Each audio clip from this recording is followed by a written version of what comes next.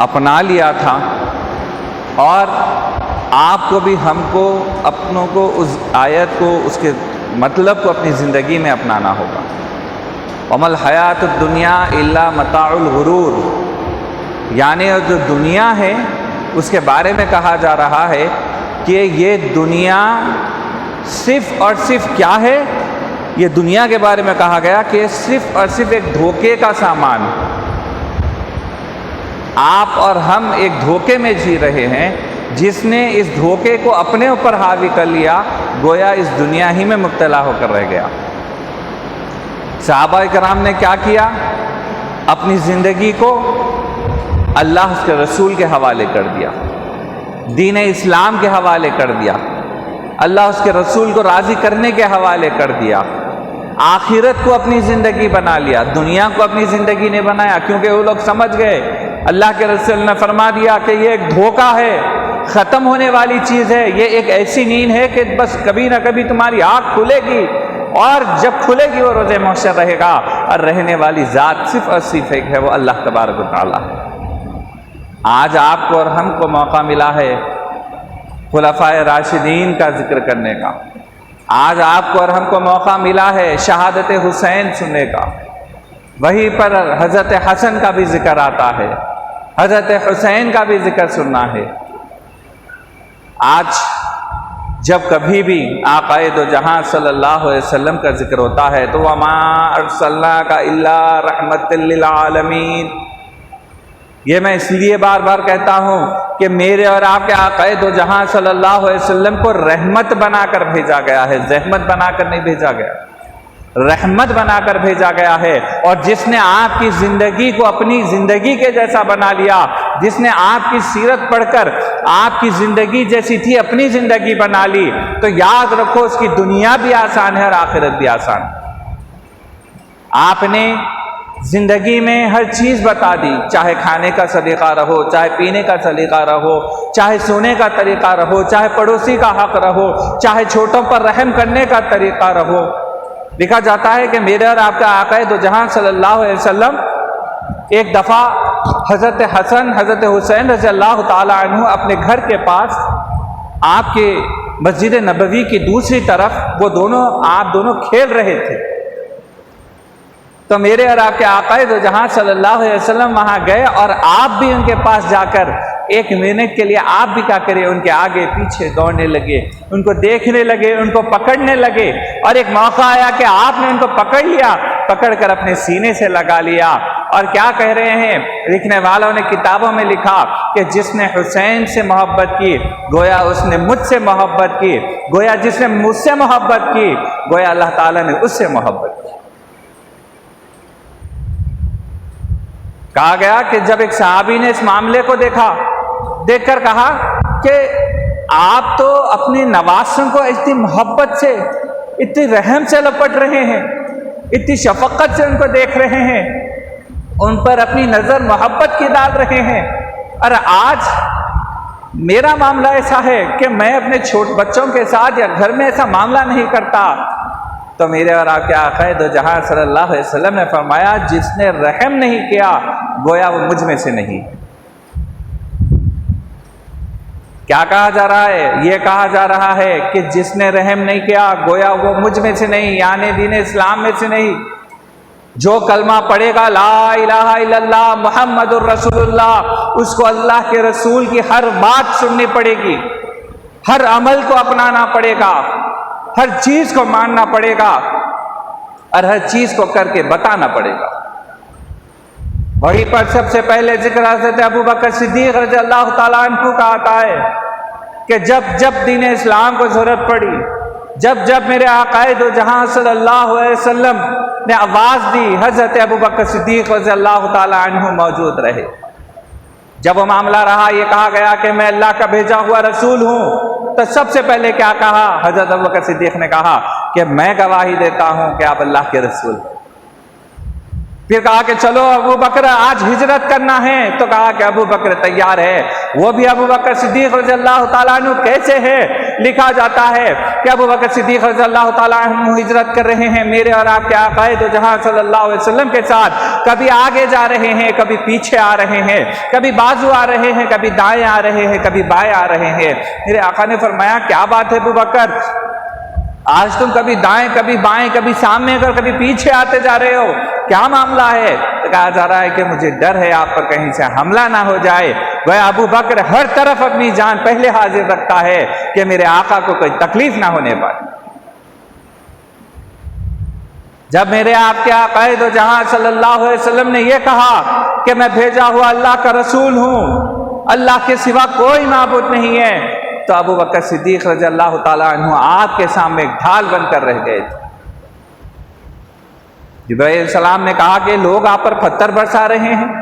اور اتنا پتھر برسا رہے ہیں کہ آپ کے جوتے مبارک میں خون جمع ہو گیا۔ کہا جا رہا ہے کہ آپ ایک اشارہ کریے کہ دو پہاڑوں کو ایسا ٹکرائیں گے کہ دنیا فنا و برباد ہو جائے گی، ہر چیز فنا ہو جائے گی۔ کہا جا رہا ہے کہ نہیں، میں میری امت کو یہاں نصیحت دینے کے لیے آیا ہوں، میں یہاں میری امت کو بتانے کے لیے آیا ہوں کہ اچھا عمل کیا ہے، برا عمل کیا ہے، اچھی عادت کیا ہے، اللہ کیا ہے، اس کا رسول کیا ہے۔ یہ دنیا ختم ہونے والی ہے، اگر میں آج ان پر عذاب کے لیے دعا کر دوں گا تو ان کی نسلیں کیسے دین اسلام میں آئے گی؟ وہ میرے آقا کے کردار تھے جس کو دیکھ کر دو لوگ دین اسلام میں آ جایا کرتے تھے، وہ میرے صحابہ تھے جس کے اخلاق اور کردار کو دیکھ کر لوگ دین اسلام میں آیا کرتے تھے، وہ حسنین تھے جس کے اخلاق اور کردار کو دیکھ کر لوگ دین اسلام میں آ جایا کرتے تھے۔ مگر آج ہمارے پاس حسن بھی ختم، اخلاق بھی ختم، کردار بھی ختم ہو چکا ہے۔ آج آپ کو اور ہم کو جہاں ہمارے اخلاق سدھارنے کی ضرورت ہے، جہاں ہمارے کردار کو سدھارنے کی ضرورت ہے، وہاں آقا دو جہاں صلی اللہ علیہ وسلم کی سیرت بھی پڑھنے کی ضرورت ہے۔ جلسہ شہادت حسین ہے، اور ایسا نہ ہو کہ نانا کا ذکر نہ ہو، اور جب میرے آقا کا ذکر ہو ایسا نہ ہو کہ صحابہ کا ذکر نہ ہو۔ ارے بھائی، میرے اور آپ کے آقا دو جہاں صلی اللہ علیہ وسلم نے اپنی زندگی میں سب سے افضل جو صحابہ کا ذکر کیا ہے، 4 خلفائے راشدین ہیں۔ کون ہے؟ سب سے پہلے حضرت ابو بکر صدیق رضی اللہ تعالی عنہ ہے۔ سب سے پہلے دین اسلام میں کون آئے؟ حضرت ابو بکر صدیق رضی اللہ تعالی عنہ آئے۔ پھر دوسرے کون تھے؟ حضرت عمر فاروق رضی اللہ تعالی عنہ ہے، جس کے بارے میں یہ کہا جاتا ہے جہاں سے عمر آتے ہیں وہاں سے شیطان بھاگ جاتا ہے۔ وہ حضرت عمر فاروق رضی اللہ تعالی عنہ کے بارے میں کیا کہا جا رہا ہے؟ کہا جا رہا ہے کہ جب وظائف کا معاملہ پیش آیا تو آپ نے ہر کسی کے لیے وظائف مقرر کر دیے، ہر کسی کو وظائف کا ایک رقم مقرر کر دی گئی۔ جب آپ نے دیکھا کہ حضرت حسن اور حضرت حسین رضی اللہ تعالی عنہ کا معاملہ آیا، کیا ہو رہا ہے وہاں؟ تو یہ معاملہ ہو رہا ہے کہ ابھی آپ کی عمر اس وظائف کی طرف نہیں آئی کہ وہ عمر آئی تو وظائف جاری کر دیا جائے، مگر آپ نے یہ کہا یہ میرے محمد صلی اللہ علیہ وسلم کے چہیتے نوازے ہیں، میں نے ان کو دیکھا ہے کس پر؟ میرے آقا دو جہاں صلی اللہ علیہ وسلم کے کاندھے پر دیکھا ہے، میں نے ان لوگوں کو میرے آقا کے گود میں دیکھا ہے۔ میرے اور آپ کے آقا دو جہاں صلی اللہ علیہ وسلم ممبر پر کھڑے ہیں، جمعے کا بیان دے رہے ہیں، خطبہ بیان کر رہے ہیں، وہاں سے حسنین بھاگتے ہوئے آتے ہیں کہ لکھنے والوں نے لکھا ہے، کیا لکھتے ہیں؟ سفید کپڑوں کی حالت میں ہے، امامہ بنا ہوا ہے، بھاگتے ہوئے آ رہے ہیں، اور کیا ہے؟ میرے آقا دیکھتے ہیں کہ ایک دم حضرت حسن اور حضرت حسین رضی اللہ تعالیٰ عنہ دوڑتے ہوئے آ رہے ہیں، ایک دم سے گر جاتے ہیں، ایک دم سے پیر لڑکھڑاتے ہیں، خطبے سے آپ فوراً اتر کر جاتے ہیں اور اپنے گود میں اٹھا کر دونوں کو لا لیتے ہیں، اپنے گود میں دونوں کو اٹھا لیتے ہیں۔ یاد رکھو، صحابہ نظر کے لیے تڑپ جاتے تھے، صحابہ لپٹنے کے لیے تڑپ جاتے تھے۔ مجھے صحابی یاد آتے ہیں۔ کون سے صحابی؟ کہا میرے آقا نے فرمایا جس کا جو حساب ہے لے لو، جس کا جو حساب کرنا ہے کر لو، جس کی جو امانت دینی ہے دے لو، جس کی جو امانت رکھی ہوئی ہے اسے دے دو، جس کے کچھ رقم باقی ہے تو اسے کر دو۔ ایک صحابی کھڑے ہو گئے، کھڑے ہو کر کہا کیا آپ کے پاس سے میرے کو ایک حساب آنا ہے؟ تو سب صحابہ پریشان ہو گئے، ہو کر کیا کہہ رہے ہیں کہ بھائی تم محمد سے کہہ رہے ہیں، وہ محمد جس کے بارے میں شاعر نے کیا لکھا ہے؟ لب چمٹ جاتے ہیں نام محمد سے جناب، پیار آتا ہے جب پیارے کا نام آتا ہے۔ وہ محمد جس کے مسکرانے سے کرنیں پھٹتی ہیں، مسکرائے تو دانتوں سے کرنیں پھٹی، یہ بھی ہے میرے سرکار کا معجزہ، سیرت مصطفیٰ، صورت مصطفیٰ، معجزہ معجزہ معجزہ۔ نہ تو کوئی ایسا معجزہ دیکھا، نہ تو کوئی ایسی سیرت دیکھی، نہ تو کوئی ایسی صورت دیکھی۔ وہ محمد عربی صلی اللہ علیہ وسلم سے صحابی کہہ رہے کہ نہیں، ایک معاملہ آپ کا میرے ساتھ موجود ہے۔ کہا کیا معاملہ ہے؟ کہا کہ جنگ کے دوران میں جب جنگ چل رہی تھی تو آپ کے ہاتھ سے میرے جسم پر ایک مار لگ گئی تھی اور مجھے اس کا بدلہ چاہیے۔ تو کہا کہ ٹھیک ہے، کیا چاہتے ہو؟ تو کہا میں بھی آپ کو نشان بنانا چاہتا ہوں، ویسے ہی آپ پر زخم دینا چاہتا ہوں۔ تو پورے صحابہ پریشان ہو گئے، مگر میرے آقا دو جہاں صلی اللہ علیہ وسلم نے کیا کیا؟ اپنے کرتے کو اتار دیا اور یہ کہنے کہ تو جہاں زخم دیا تھا وہیں پر تم بھی زخم دے سکتے ہو۔ گویا امت کو یہاں بھی ایک سبق دے رہے ہیں، میں بھیجا ہوا نبی ہوں، میرے ایک اشارے سے کیا نہیں ہو سکتا، میری ایک دعا سے کیا نہیں ہو سکتا، میرے ایک اشارے سے کائنات کا ذرہ ذرہ پلٹ سکتا ہے، میری ایک دعا سے اللہ تعالیٰ پوری دنیا کو فنا کر سکتے ہیں، میری ایک دعا سے روز محشر میں آپ کی بخشش ہو سکتی ہے۔ مگر دیکھو جب باری آئے گی حساب دینے کی تو محمد صلی اللہ علیہ وسلم بھی پیچھے نہیں ہٹے گا۔ کہا گیا کہ لکھنے والوں نے جب اس کتاب میں اس کی چیز کو لکھا، اگر آج آپ اور ہم اس چیز کو تصور کرتے ہیں تو اس کا مزہ دیکھیے کیسا آتا ہے۔ کہا جا رہا ہے کہ میرے آقا نے اپنے کرتے کو اتار دیا اور کہا کہ کیا کرنا چاہتے ہو، کہاں زخم دینا چاہتے ہو، دے دو۔ وہ صحابی دوڑتے ہوئے اور میرے آقا کو لپٹ گئے اور لپٹ کے کہہ رہے ہیں کہ دیکھو میں زخم نہیں دینا چاہتا تھا، میں تو آپ کے سینے سے اپنے سینے کو لگانا چاہتا تھا، میں تو اپنے جسم کو آپ کے جسم سے لگانا چاہتا تھا۔ یہ ہمارے محمد صلی اللہ علیہ وسلم کی محبت تھی صحابہ کے اندر کہ ایک جھلک کے لیے گھر کے سامنے کھڑے ہو جاتے، مسجد نبوی میں بیٹھ جاتے، اپنے گھر کو چھوڑ دیتے، اپنے کاروبار کو چھوڑ دیتے، اپنے گھر معاملات کو چھوڑ دیتے، مگر میرے آقا کی ایک جھلک پانے کے لیے وہیں پر بیٹھے رہتے۔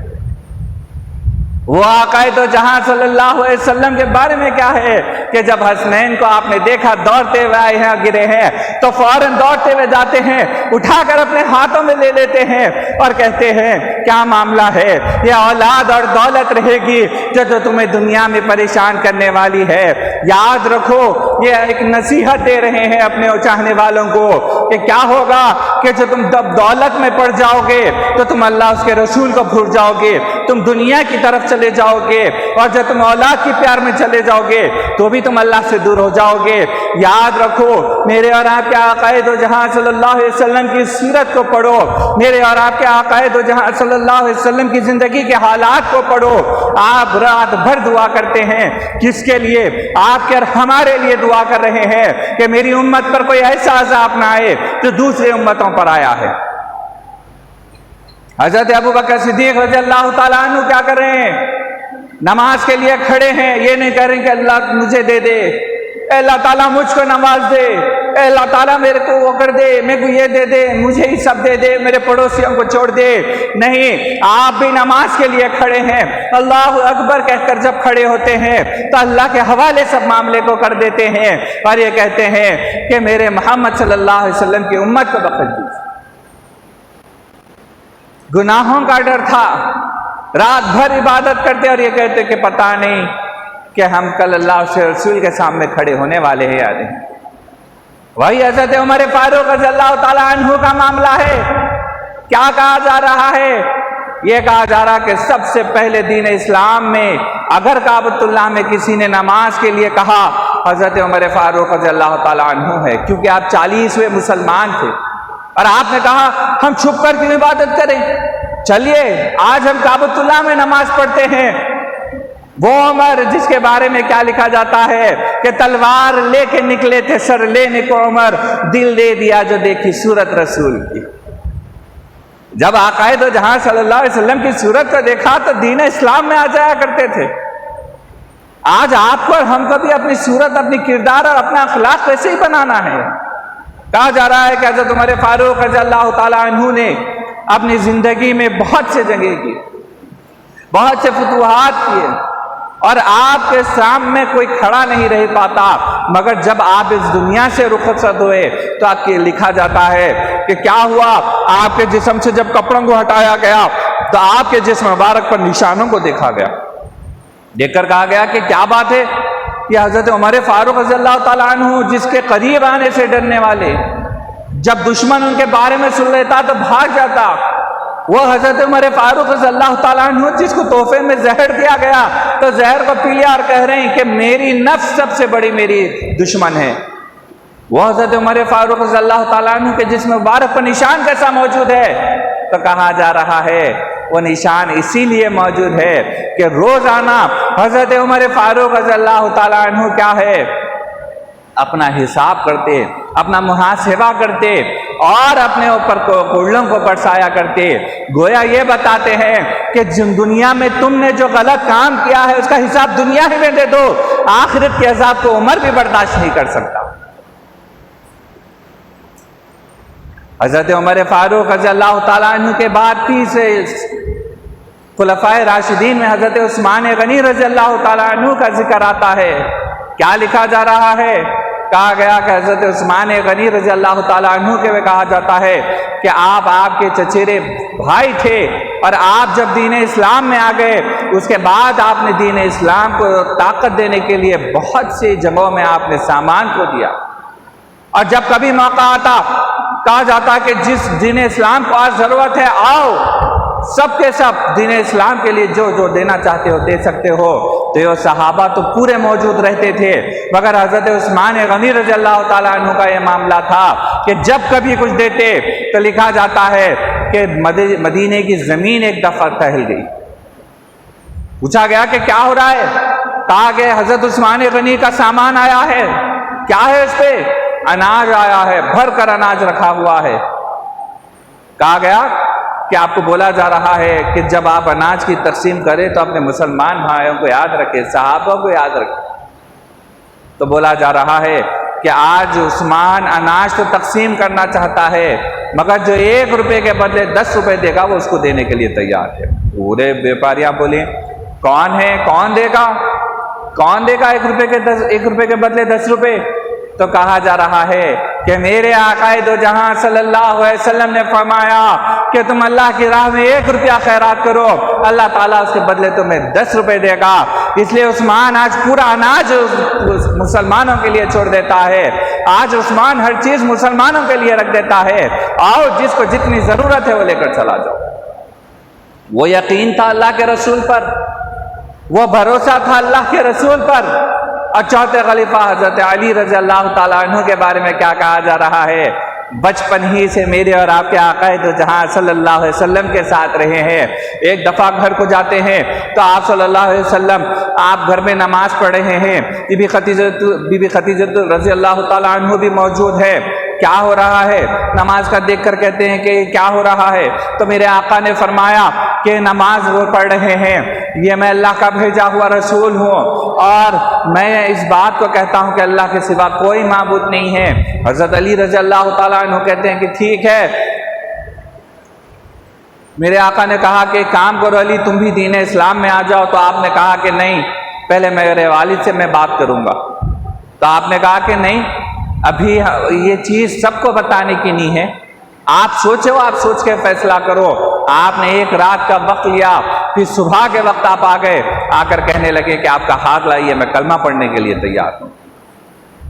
وہ حضرت علی رضی اللہ تعالیٰ عنہ کے بارے میں کیا کہا جا رہا ہے، یہ کہا جا رہا ہے کہ حضرت حسن اور حضرت حسین رضی اللہ تعالیٰ عنہ کو آپ لے کر راستے سے جا رہے ہیں، حضرت عمر فاروق رضی اللہ تعالیٰ عنہ آ جاتے ہیں، آ کر دیکھتے ہیں کہ حضرت حسین حضرت حسن رضی اللہ تعالیٰ عنہ کے ساتھ سوار ہو کر جا رہے ہیں۔ وہ واقعہ یاد آ جاتا ہے، لکھنے والوں نے کیا منظر کو لکھا ہے کہ ایک طرف میرے اور آپ کے آقا دو جہاں صلی اللہ علیہ وسلم حضرت حسن کو بٹھائے ہوئے ہیں، ایک طرف حضرت حسین رضی اللہ تعالیٰ عنہ کو بٹھائے ہوئے ہیں، جا رہے ہیں، جاتے ہوئے پورے صحابہ دیکھتے ہیں، پورے صحابہ دیکھ کر کہتے ہیں ارے بھائی کیا سواری پر جا رہے ہیں، دیکھو 2 چاند کیا سواری پر جا رہے ہیں، جو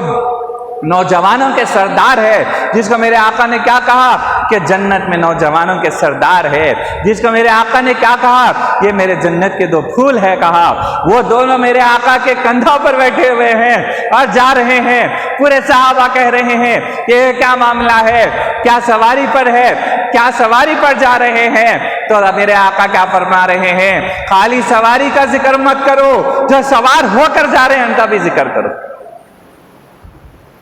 حضرت حسن رضی اللہ تعالیٰ عنہ کے بارے میں کیا کہا گیا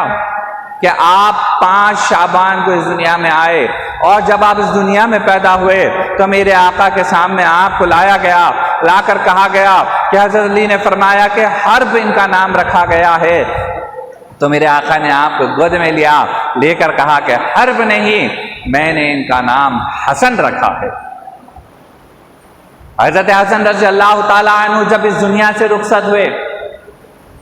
تو کہا گیا کہ آپ کو زہر دیا گیا،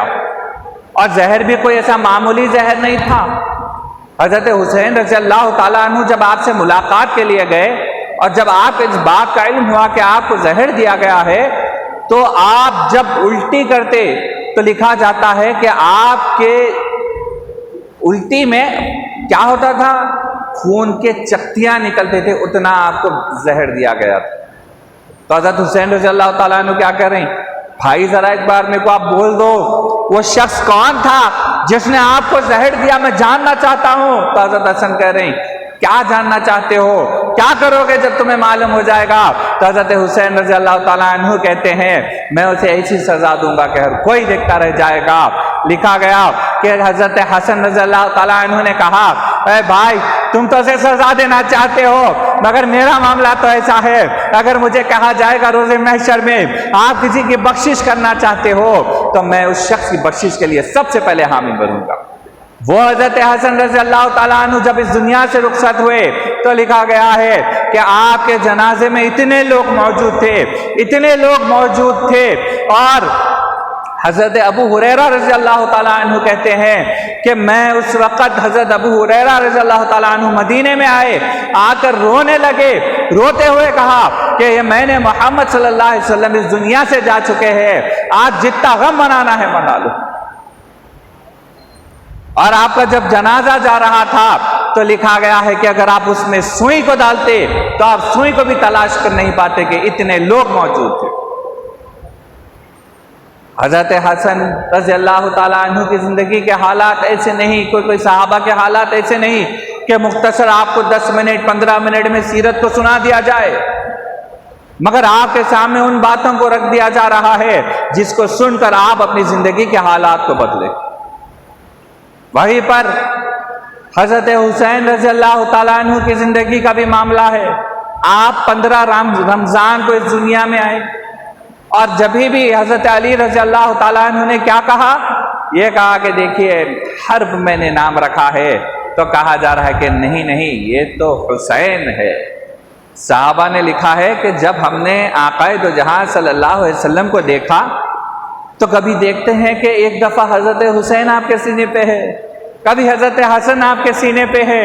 کبھی وہ آپ کے پیروں کو پکڑ کر کھینچ رہے ہیں، کبھی آپ کے ہاتھوں کو پکڑ کر کھینچ رہے ہیں، کبھی آپ کے پیچھے بھاگ رہے ہیں، اور کبھی آپ کے اوپر سوار ہو کر آ رہے ہیں۔ اور کبھی صحابہ نے یہ بھی کہا کہ ہم نے دیکھا ہے کہ میرے آقا دو جہاں صلی اللہ علیہ وسلم اونٹ کی طرح بیٹھے ہیں اور دونوں حسنین پیٹھ پر بیٹھے ہیں، اور گویا اپنی امت کو یہ بتا رہے ہیں میں وقت کا نبی ہوں، مگر میں نے چھوٹوں کے ساتھ رہنے کا طریقہ بتا دیا، عمل کا طریقہ بتا دیا، زندگی گزارنے کا طریقہ بتا دیا، زندگی کے ہر پہلو کو آپ کے سامنے رکھ دیا۔ اللہ تعالیٰ مجھ کو اور آپ کو نماز کا پابند بنائے، قرآن کی تلاوت کرنے والا بنائے۔ اور شعر کے ساتھ میں اپنی بات کو ختم کرتا ہوں۔ کوئی عبادت کی چاہ میں رویا، کوئی عبادت کی راہ میں رویا، عجیب ہے نماز محبت کا سلسلہ، کوئی قضا کر کے رویا، کوئی ادا کر کے رویا۔ وآخر دعوانا الحمدللہ رب العالمین۔